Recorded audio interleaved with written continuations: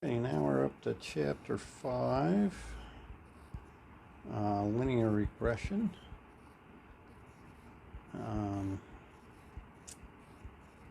Okay. Now, and what we've had so far, we've had chapters 3 and 4, and if you think of our two variable stuff, we have our explanatory variable and our response variable. So response here,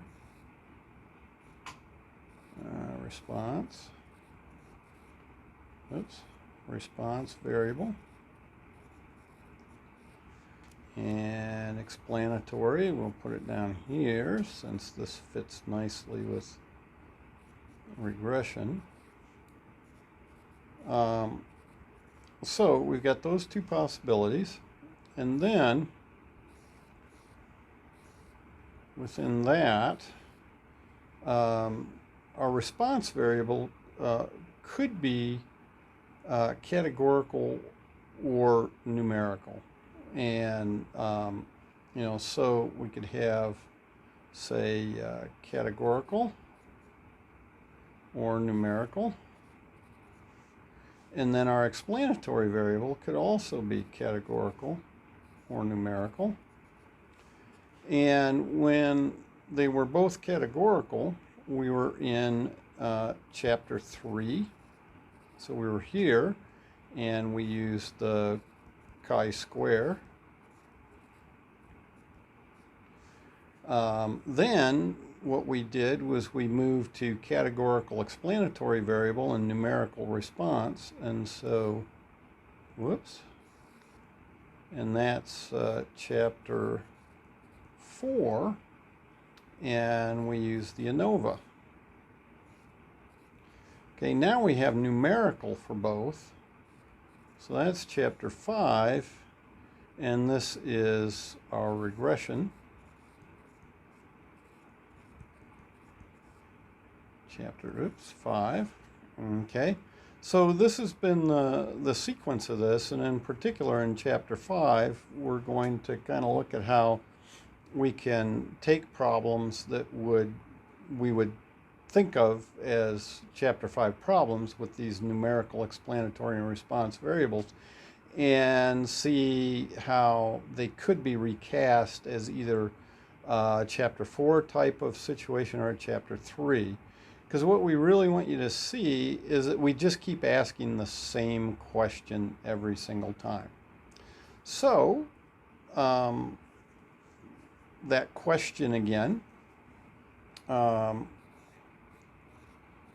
Okay, question for two variables.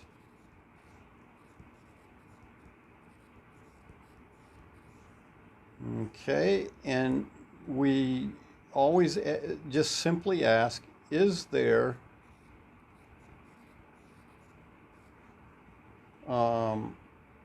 some relation, okay, or dependency or association, so relation, association, dependency,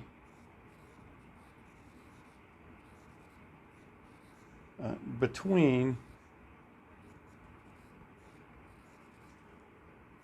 two variables of interest. Okay, so that's what we want to do here, is ask that question. And just the difference is what test we use is how do we collect our data, what do we think about our data, and that sort of thing. But it's always just this question. And for any of these tests, okay, any test, very generically, H0 says the two variables are independent. Okay, so every single time. Now, they have different ways of asking this question. Now, the chi-square test of independence it sounds like that's exactly, that is the null hypothesis, but we can turn that null hypothesis more specifically into a question about proportions. And then in the ANOVA, we saw that it was a hypothesis about the means, right? So in the last section, the means were the same. So then our alternate is that the two variables are dependent. And every single time, never changes. Okay, this in a very generic sense, all our tests that we're doing between two variables have this null hypothesis, the two variables are independent, and this alternate, the two variables are dependent. Okay, and they have different ways to measure this, but they are always that same question. So when we have two numerical variables, let's look at sort of how this manifests itself with the numerical variables. So here we have an xy, and our explanatory variable goes here. Don't use independent and dependent. Use explanatory and response. And the problem is, right, if you use independent and dependent, well, we use those words here too. So there's a really good chance to get things all mixed up as to what the heck you're actually talking about. So when you talk about your variables, talk about explanatory and response as far as their values and that sort of thing. If you want to talk about the relationship between them, then you can talk about dependence and independence. Okay, so, well, the idea of two variables being independent, remember, if they're independent, knowing something about the one doesn't help me with the other. And so, picture a scatter plot that just sort of looks like a big cloud of data in here. So there's a big cloud. Well, if I know that my x variable has a value down here, say, a low value, well, what would I predict about the response variable? Well, I'd predict something in here, it looks like. Okay, but what if x had a high value? Well, I would predict something in there. Oh, they're the same interval. Okay, this is independent. Okay, I wouldn't, just looking at the scatter plot of data, I really wouldn't predict anything differently for my y variable, whether I knew x was high or low. Get the same darn thing. On the other hand, if we put our explanatory here and our response here,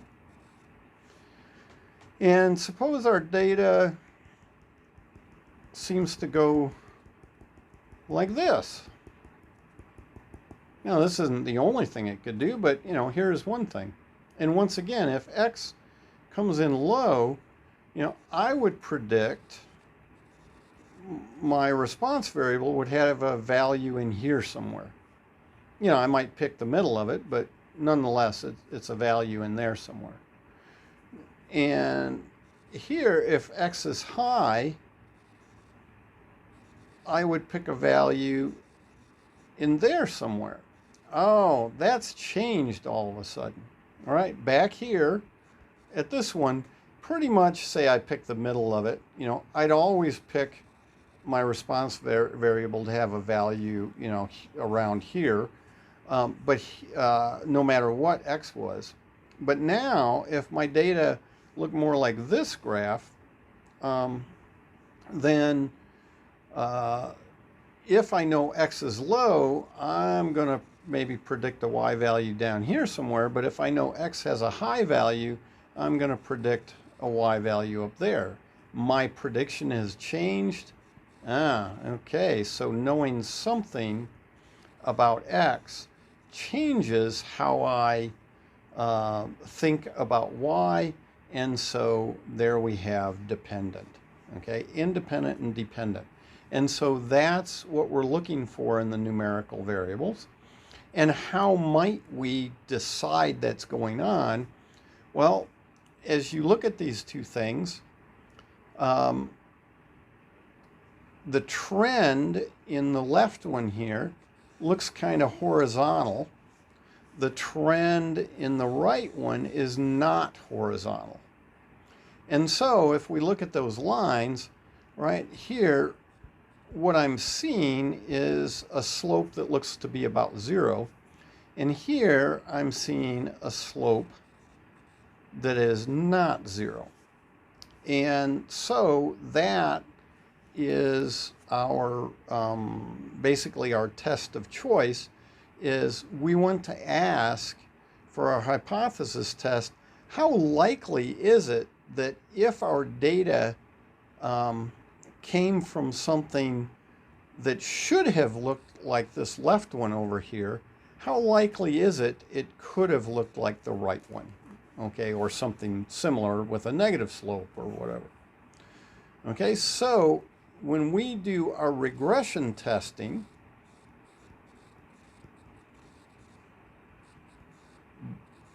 then what we're looking at for our null hypothesis is that the slope of, and here we're going to have to get a line somehow, and it's the least squares line. So the slope of the least squares line is equal to 0. And that would mean independence. And then HA, the slope of the least squares line, that's really two words, but somehow I put it together. But anyway, slope of the least squares line is not equal to 0, and we'll generate a p-value just as before. And if, you know, if p is greater than 0.05, we're stuck with H0, or in other words, we fail to reject H0.